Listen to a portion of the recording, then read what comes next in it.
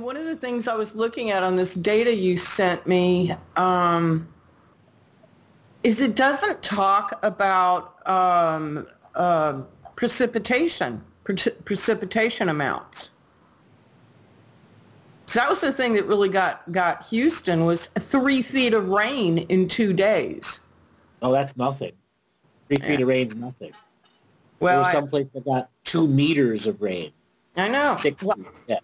And this, but I brought this up to you last week, Andrew. I mean, I've just been observing this, all year. I mean, areas in India. Redistribution of water. That's what it is. Just constant flooding around the world, and major amounts, rivers of precipitation coming out of the sky, literally. There was an image Andre had in the other chat room that shows the storm. I think it was storm of 1993 that showed this from the bottom of the Gulf of Mexico all over the eastern seaboard, over the Great Lakes and everything. Just a stream of moisture that was redistributing water. And that's the polar ice caps melting. That's what they're doing, is redistributing the water. Well, so what's going on? Are the ice caps really melting? Because there are two schools of thought right now. The whole global warming thing, which I personally consider propaganda. I mean, NASA and NOAA have put out a bunch of fudge data on all of that. And when I start looking at the global cooling data, that seems to kind of match up with what's going on. And what they're saying is, like, this year, the Arctic has more ice than it's had in a long time. The ships going up there to study global warming are getting stuck in the ice. Yeah, NOAA never offers any answers, and NASA never a straight answer. Yeah, I know. Exactly.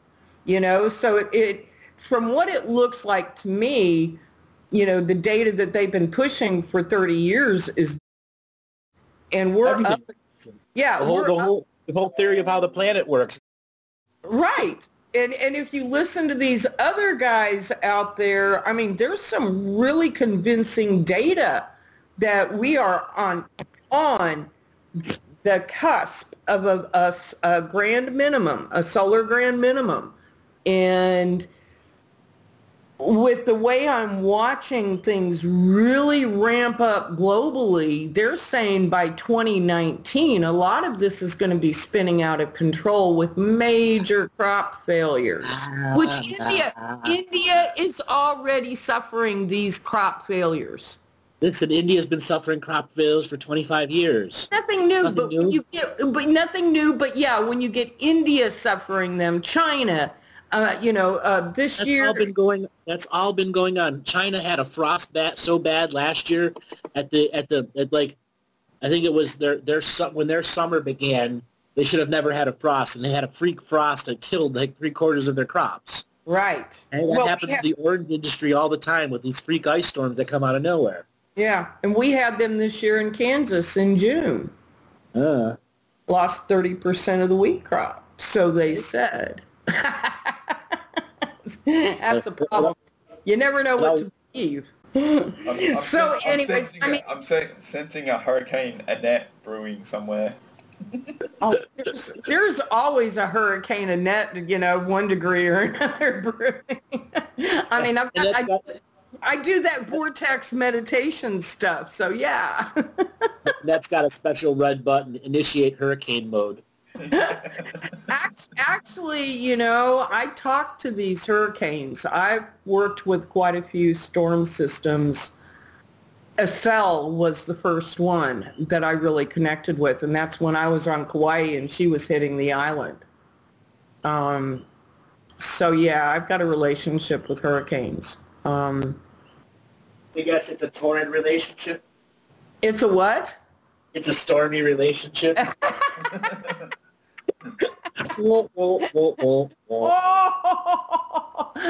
No, I'm just trying to bring calm to the storm. Just, connecting to elemental command. And, and I honestly believe that's what some of us are made for. Yes, they're built into the instrument of DNA experience. Was there a time in these realms where we mastered the weather systems? Absolutely. Okay. I thought I remembered that. Yeah. I found the list of weather gods yesterday. Sure. There's a massive list, and you look at the names; they're like the apex of all the gods. You know what I mean? So yeah, it's like you don't see Bob, Joe, and Jim, God, Bob, Joe, and Jim up there. yeah, but it was just very consistent across the globe for various sort of tribes and all sorts of stuff. You know what I mean? Like it's like the amnesia is there. You can feel it, because why would all this have a connection to the weather? You know. Right. Like leave offerings for the gods and stuff like that, ancestral offerings, and you know. Exactly. Weather gods like beer.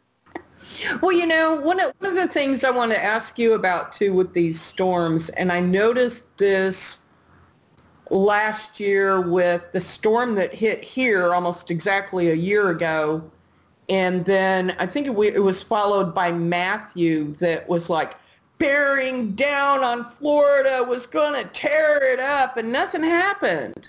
Uh-huh. And same thing, we had one coming here, that was this horrible storm, and I watched it just stay off the south to the islands and move to the west. Positive weather control. That's what that was. Well, they have wrangled the hands of negative weather control. The majority of the negative weather controllers out.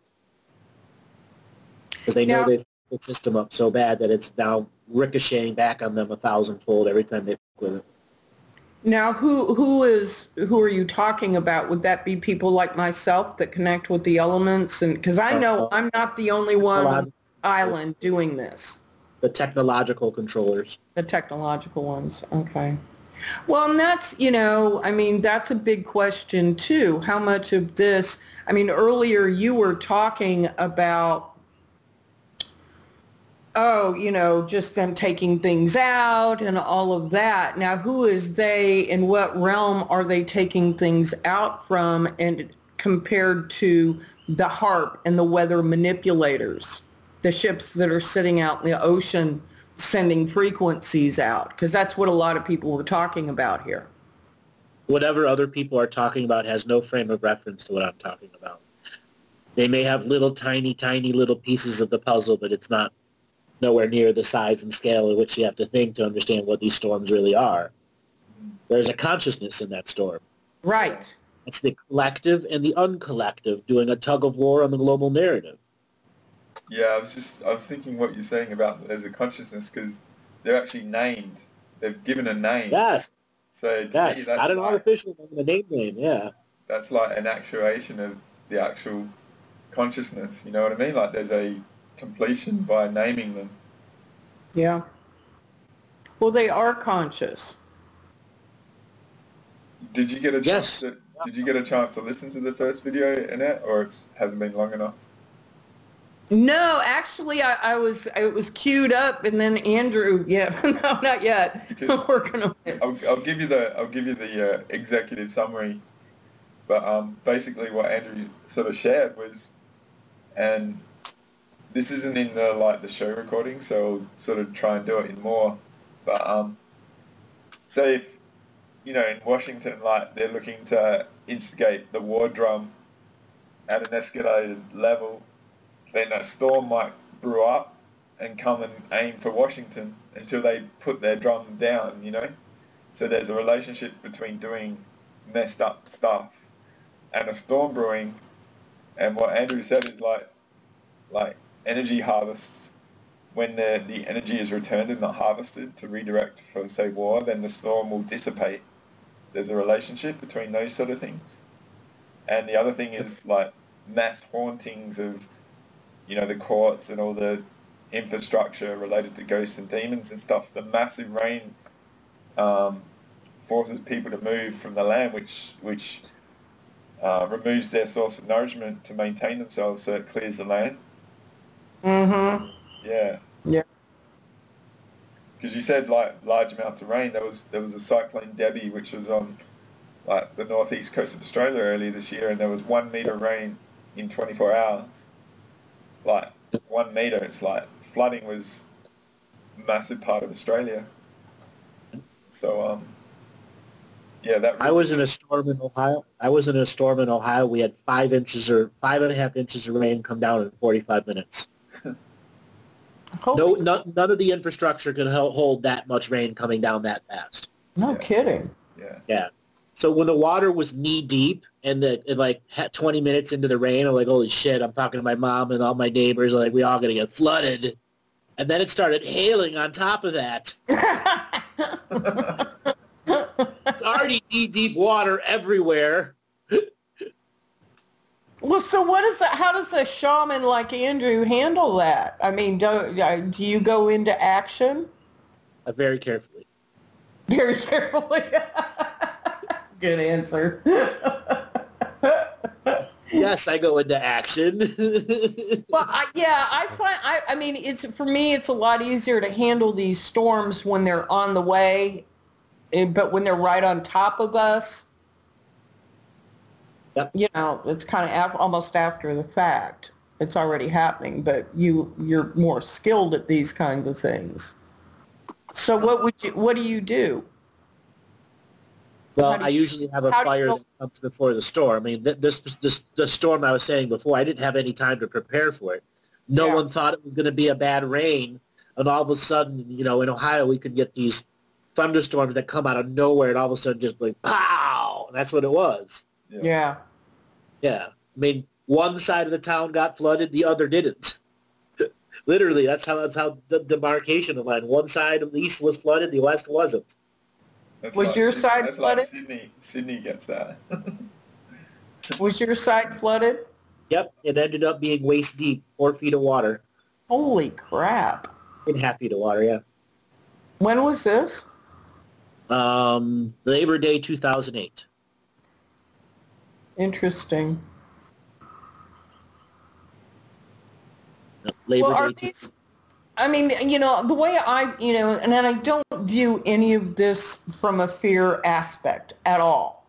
You know, I see it as things are kind of ramping up on a scale, as far as scale goes. And, you know, I mean, hell, in the last 2 weeks, 2 typhoons have hit Hong Kong. Uh-huh.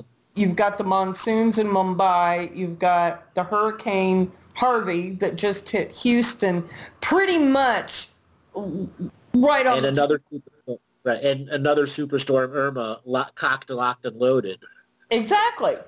Exactly. You know, now, are these natural systems? I don't. No. So. No, not at all. They are time wave storms, vortexes of time. Time wave storms. Yes. What is a time wave storm? So a hurricane forms, makes a very low dense pressure inside itself.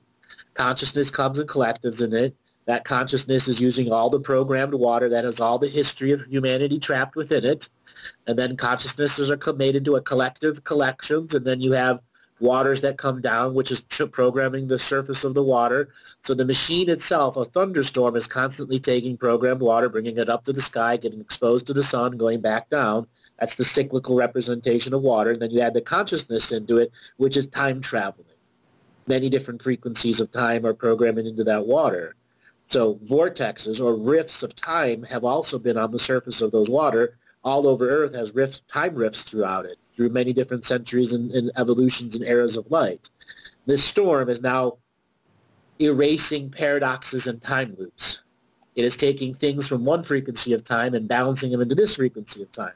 So we will see a massive increase of sea monsters and things that have not been seen in the ocean before, because they're literally teleporting a fish from 20 million years ago and putting it into our waters now, as they're trying to bring all of the life force that's ready for graduation here now. Interesting. Yeah, I could. Yeah, okay, that's a whole new way of looking at water and oceans. And and creation. Well, that's in the whale. That's in the whale song, the heart song of the whale. All that, and I've said that before. How waters are the program, and the collective and the uncollective consciousness, and the weather patterns coming together, are the collective trying to work together. So that's why weather warfare is the uncollective consciousness, or the negatives trying to keep us uncollected.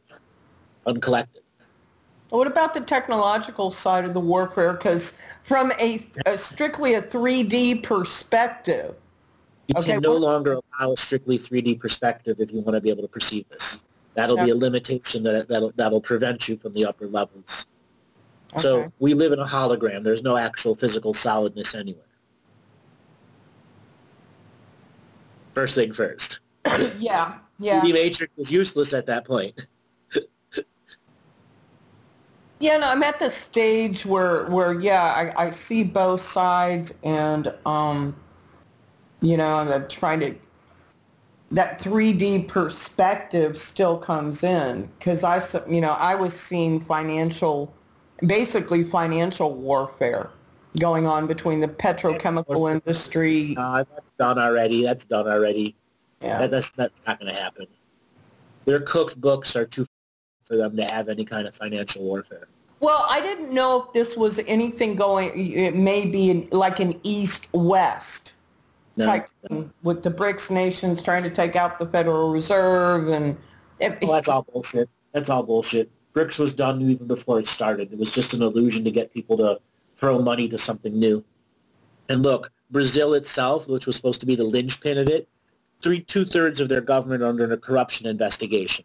Right? All right. Their president and vice president have been removed from office, and then their replacement of the president and vice president have been removed from office for corruption. Yeah. BRICS was just a big bait and switch to get everyone to put their money into it. Plus, Brazil had the Olympics, which has probably made them so in debt. Exactly. Every time the Olympics come to a place, they destroy it. Look what happened to Greece. Greece had the Olympics. Look at Montreal, that win the Olympics of '79. They're still in debt from that. Yeah, go back to Montreal. Yeah. Still in debt 40 years later. Wow. Right. The Olympics come in and destroy a city. Hey, I saw it evident with Greece, 2004, like, there's no way they could afford all the billions at that time. That was Goldman Sachs. That was Goldman Sachs doing Babylonian money magic on everyone. That was a money magic spell. That's what that was.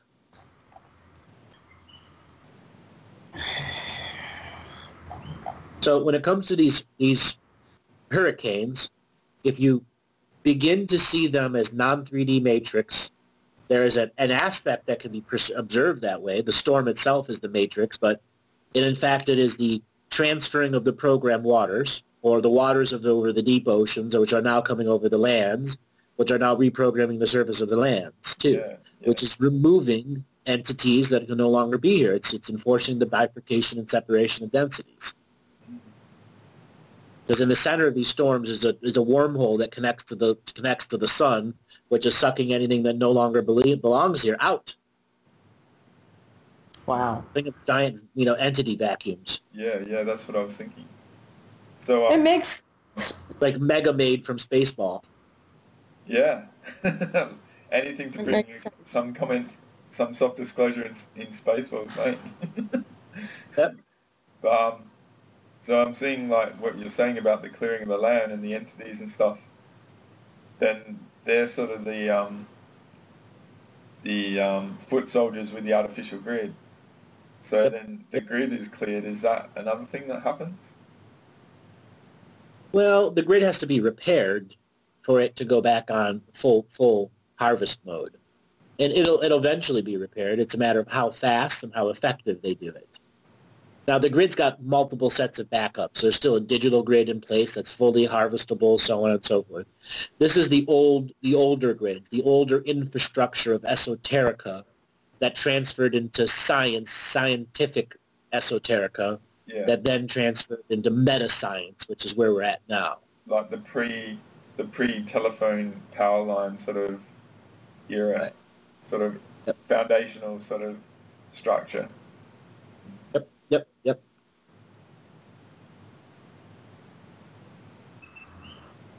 Yeah, like, and that what I got from speaking to Andrew is basically these big storms are a massive ally. So I use the metaphor of saying, you know, all the oral traditionalists were eliminated, and then Andrew was the creation of the checkmate of that. Then a lot of the stuff going on in this world, and we're wanting help. Well, the storms are brewing. The storms are an ally with the Earth, you know, and they're creating the gap in the like the local realities and stuff for a bit for them to clear.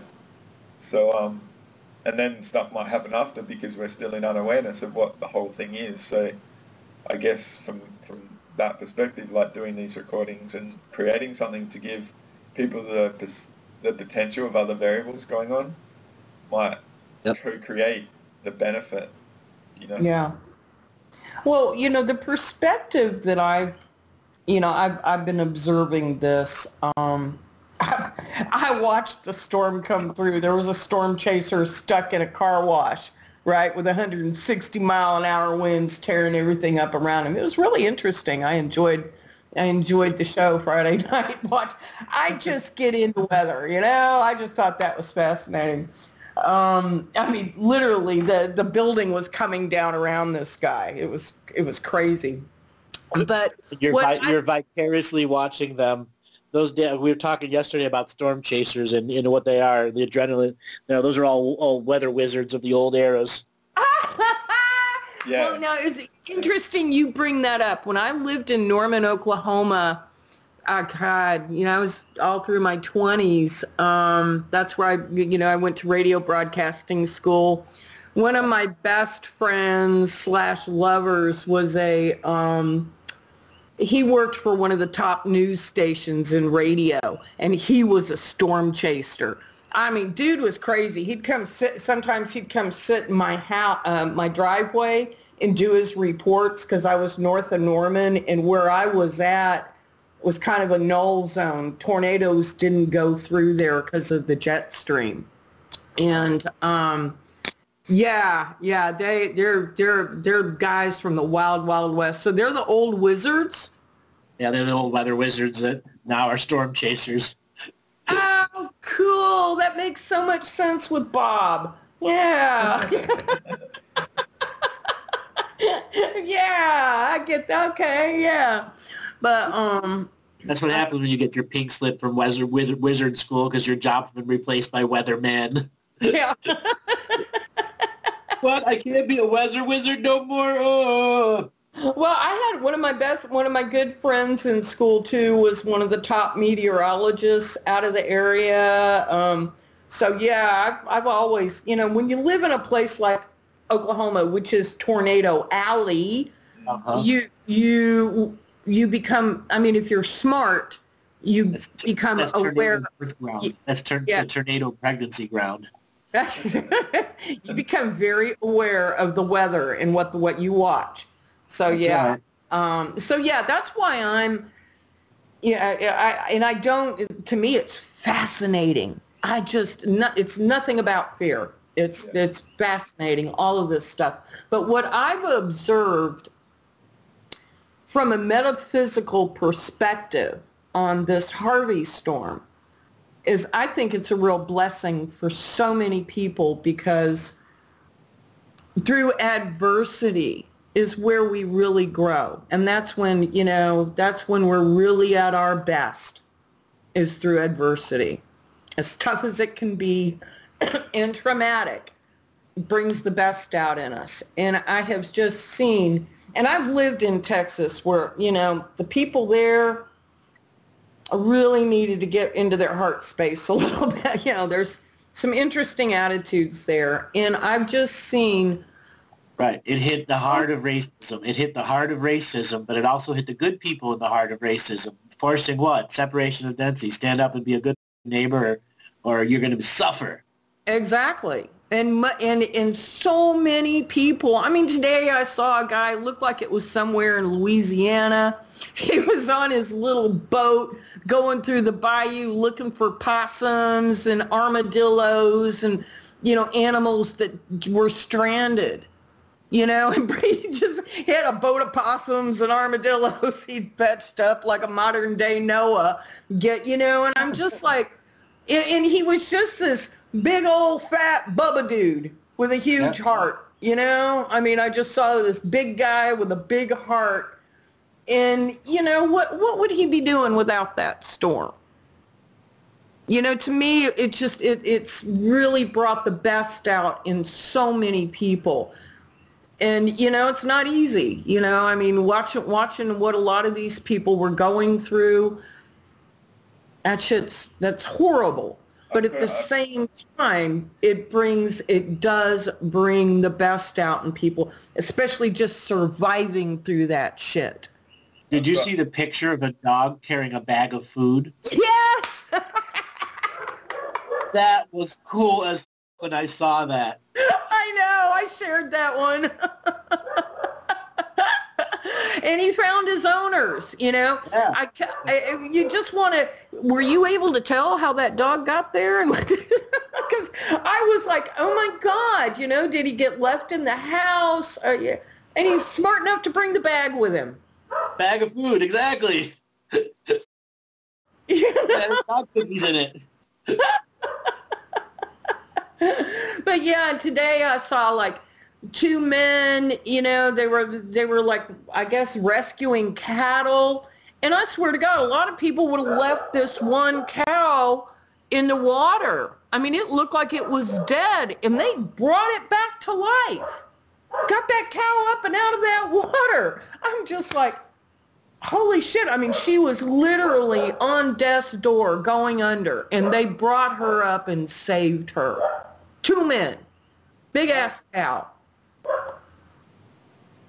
And that doesn't, there's a lot to be said for the people helping people. Yep. And the people helping us, how we treat our animals is very important. It really is. It really is. This is a great lesson for the United States. They're trying to push race warring right now, and all the agent provocateurs are out there trying to do race baiting and all that. And then the way the media is presenting it. Now, I was saying before to Andre, this is going to be, Trump's chance to be really, truly, authentically presidential or go down as the worst president in history. He's already threatening to pardon everyone in his positions and stay in office. And he can do that. Okay, that's never been done in history before. But the thing is that Andrew brought it up, and it wasn't about doing the right thing. It was ego driving it because he didn't want to be seen as the worst. Sometimes it takes something like Hurricane Harvey to turn hearts around. And, and that's what I've focused on. I haven't focused on the tragedy, just except how people are rising above it and coming together. You got your looters. Yeah. I've heard about that. I haven't focused on it. That's just part of the world that we live in. But this does seem to have brought out the best in a lot of really hard-hearted people. I get what you're saying, and I mean, if the entities are cleared from the region and people have got that gap in that interference, and the best is there, it is who we are by nature, It is. It is. So that's who we are by nature.